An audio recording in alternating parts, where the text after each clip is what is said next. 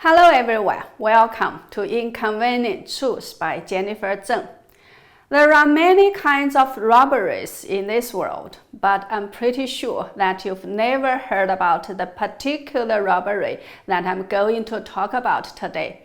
The Chinese term for this robbery is called 金猪房. There's no equivalent term in English for it, as this is another unique thing that only exists in CCP's socialism with Chinese characteristics. But the reason why this robbery is happening again concerns every one of us. So that's why I'm talking about it today. I will also respond to a few questions from a viewer from my last show, so please stick around to the end. First of all, what is 金猪房? There really is no English translation for it, but by summarizing the stories behind this 金猪房, perhaps we can call it government-managed private rental houses. This issue got people's attention again because of some recent events. Let's watch some short video clips from Pingyao County, Shanxi Province in China first. 赵永华，哪里？来让全国的老百姓看一下平遥县人民政府、人民公安、人民城管。我们在诉讼期间就来抢我们的房，这就是法治社会啊！这就是中国共产党领导下的平遥县人民政府啊！我们在诉讼期间就来抢房，土匪流氓的世道了，成了土匪流氓了啊！我们的私产，派这么多人过来锁房封条，说是他们的，私产要抢夺私产啊！平遥县政府成土匪流氓了啊！来，游客们看一看哈，平遥县政府土匪流氓的做法啊！现在房产证在我们手里，就过来锁房，强行抢夺私人财产啊！强行抢夺私人财产啊！词汇嘛，好，要说这些词。就是这些词汇，他就来了。任何证件不亮，我不知道他们是哪里的，但是看这个穿的衣服，好像应该是公安局的、城管的。对，周围的人赶紧躲开点，他们要打人的啊！上回我们推了80岁的老人，打了我家老公，报了110，1个月没有任何一个字的回复，这就是平遥县政府，这就是平遥县政府恶霸、土匪、流氓。Well, the above events happened recently to just one of the millions of the so-called 金猪房 or government-managed private rental houses in China. You know, when the Chinese Communist Party, the CCP, took power in 1949, the first thing it did was to kill about 2 million landlords in the countrysides and confiscate all their land. In big cities, the CCP took over the businesses of capitalists through the so-called socialist transformation of capitalist industry and commerce. But how about people's houses in the cities? The CCP couldn't call you a capitalist just because you own one or few houses you inherited from your parents or earned through your own efforts, right?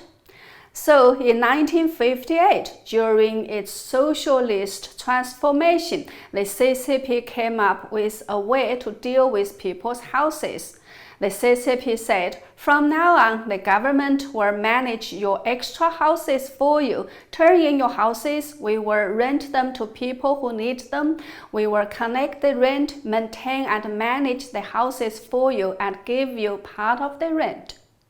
So, according to the CCP's official figures, altogether 116 million square meters of private houses from 624,000 households became 金猪房. This amounted to about 70% of all private rental houses. In other words, the CCP took over 70% of all the private rental houses in China into its own hands and managed these houses for the owners. And how much were the owners paid? They got only 20 to 40% of the rent. The rest was taken by the CCP. However, when the Cultural Revolution started in 1966, the CCP stopped paying the owners any rent. Also, many more private houses became Jinzhufang. So after the Cultural Revolution, the houses of about 4 million families were taken over by the CCP.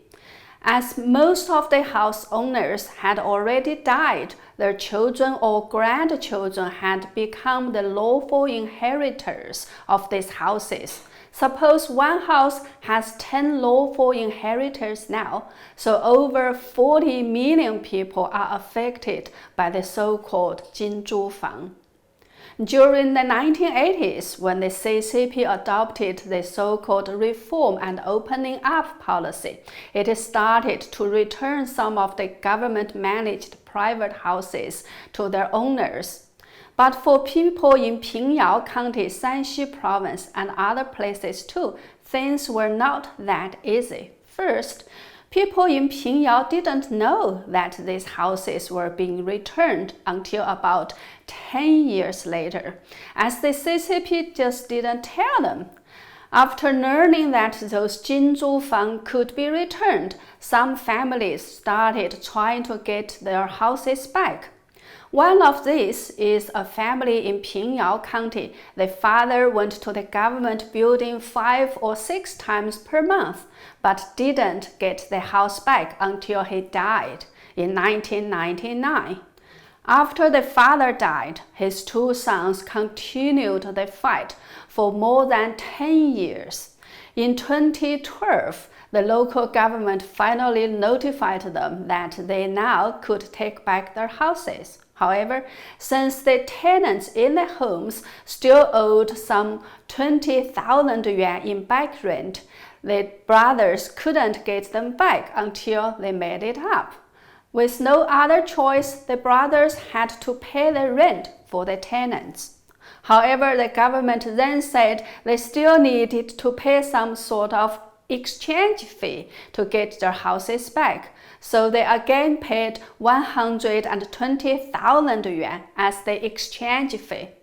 Now they finally got the ownership of their houses back, but the tenants inside refused to move out. The brothers then had to pay the tenants 180,000 yuan to get them to leave. So, after spending nearly 300,000 yuan, or about $44,000, the brothers finally got their grandfather's houses back in May 2013. After getting the houses back, they borrowed some 4 million yuan to renovate them and turned them into hotels in 2016. Since Pingyao is a very famous tourist attraction because of its long history and very unique architectural style, so running hotels is a very big business. After running their hotels for only 4 years, in June this year, the brothers suddenly received a notification from Pingyao government saying that the government is going to take back their property again. Altogether, 224 households in Pingyao County had their houses seized by the government. People estimated that some of the properties could be worth as much as 30 million yuan. So, from 1958 to 2020, after more than 60 years, the CCP is once again taking away people's private properties. The problem now is, why now? It was said because these properties, especially those hotels, are making good money. The local government became jealous and feel like pocketing the money itself. One CCP leader said to the house owners, Pingyao's tourism is so developed, but Pingyao government has no money and it's all in your private hands. Do you think it's okay this way? When house owners tried to reason with the county government, one deputy commissioner threatened them. You don't have to make a scene here. The houses will definitely be taken and you can sue whenever you like. This reflects a very important issue. Local governments in China are desperately short on revenue and have to conduct this kind of outright robbery again. This also reflects the very fundamental nature of the CCP. It always changes its stance and never keeps its promises. I think after the CCP said that it would open up its market to the world, reform its system and learn from the West, many people around the world believed that the CCP indeed intended to do so. But now, this outright robbery in Pingyao County is making people fear that after the test run in Shanxi province, similar things will also happen in Beijing, Shanghai, Guangzhou, Shenzhen, or even in Hong Kong, and another round of socialist transformation will take place. The year 2020 fundamentally changed so many things. For the CCP, it is now a matter of life or death for its regime. In order to sustain itself, the CCP will certainly try to seize people's assets by all means possible. We may start to see more similar Pingyao events in China soon. So, for the poor Chinese people, they have no way to escape this kind of fate or to seek justice. But for foreign investors, if you still have assets in China, it's high time that you consider leaving. Next, I will respond to some questions from a viewer from my last show. If you also have questions, please write to me and I will do my best to respond. My email address is in the description box. You can also leave your questions in the comment area. I have been trying to read and respond to as many comments as possible, but I can't guarantee that I will have time to respond to all of them. Well, the comment and questions I got are these. Everyone wants the demise of the CCP, but what kind of political system would follow its demise? As generations of Chinese people have been brainwashed by the CCP ideology and the Chinese people have had no opportunity to even have any underground efforts to experiment with any CCP alternatives. Are they capable of managing themselves after the CCP is gone? What would there be a civil war? How would this end scenario be different from that of the USSR's breakup? Well, I must say these are very challenging questions and may need an entire book to discuss all of them. Here I can only respond very briefly. Yes, the brainwashing and control of the CCP is indeed very, very tight. However, sometimes it needs only a little bit of truth to crush all the lies. Let me give you a real example. You may or may not know that I once worked for the Development Research Center of the State Council of China. It is the highest level government policy research and consultant body, and almost everyone there was a CCP member. So there was a woman there who was particularly pro-CCP. She had the nickname Marxist Old Lady because whenever she spoke, you feel like she was reciting sentences directly from the CCP's textbooks. Anyway, after working for decades for the CCP and before she was about to retire, she was given a free trip to Europe as a reward for her lifelong hard work for the CCP. She traveled for about 1 month in Europe. I don't know what she saw or experienced. At that time, I had just graduated from the Graduate School of Peking University and had never been to any overseas countries myself. After that, Marxist old lady came back one day when she saw that there was no one else in the office except 2 or 3 young folks like me. She said to us in a very confidential and sincere tone, "You are still young. If you have the chance, go aboard and live there." She was apparently encouraging us to leave China and live in a Western country. I was so surprised by her sincerity and humanity during that short moment. I had never expected such sincerity and humanity from a Marxist old lady like her.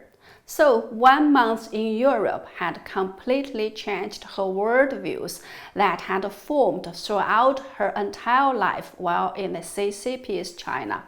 After she saw the real situation of what the party described as evil capitalism, she encouraged her young colleagues to leave China and seek a future in the capitalist countries.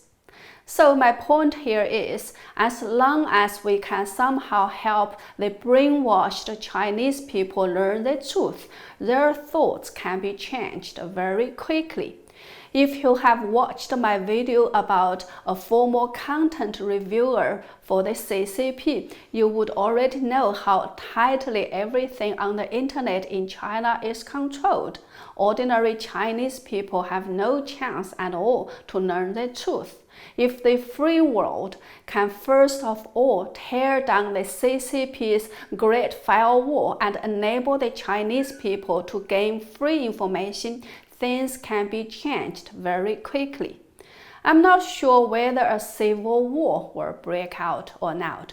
China is such a huge country, so I won't be surprised if one day the CCP's Central Committee loses control and local officials started to act on their own.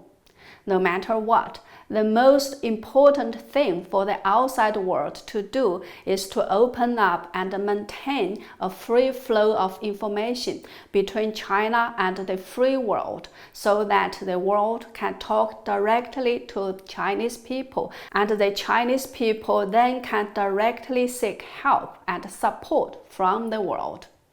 We should trust that people are born free and people's yearning for freedom will never die. Trust that, act upon that, and we will see a free China one way or the other.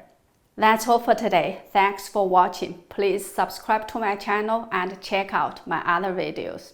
Thank you. See you soon.